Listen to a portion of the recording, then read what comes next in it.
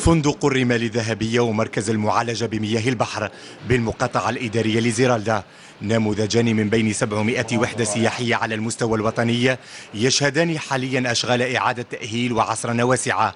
هذا ما وقف عنده وزير التهيئة العمرانية والسياحة والصناعة التقليدية عبد الوهاب نوري رفقة والي العاصمة عبد القادر زوخ في مستهل زيارة العمل والتفقد لمشاريع القطاع بالعاصمة.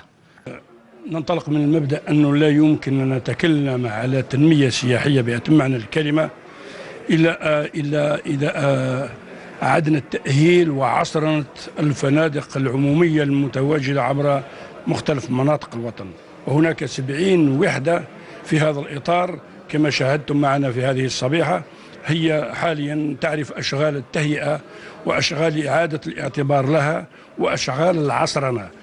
مشروع فوروم الجزائر بساحل سيدي فرج الذي يعد ثمرة شراكة جزائرية إماراتية في مجال المنتجعات السياحية كان محطة أخرى وقف عندها الوزير.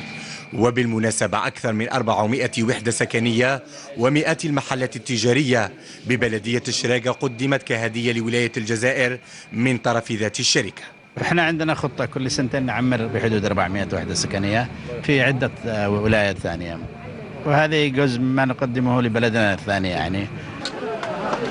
وبالمناسبة دشن الوزير العديد من الفنادق الفاخرة وكذا المطاعم العصرية في عدة مواقع بالعاصمة، كما زار مشاريع قيد الإنجاز كمشروع المنتجع السياحي تراست بباب الزوار الذي يعد أكبر مجمع فندقي في القارة الأفريقية والذي يحتوي على أكثر من 1750 سرير والعديد من المراكز التجارية والمساحات الخضراء.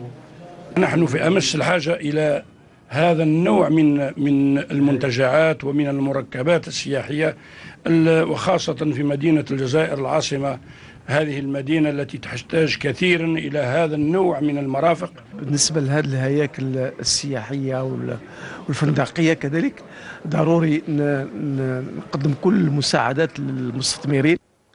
وفي ختام الزيارة عاين الوزير انطلاق أشغال إعادة تأهيل وعصرنة فندقي السفير وألبرت الأول.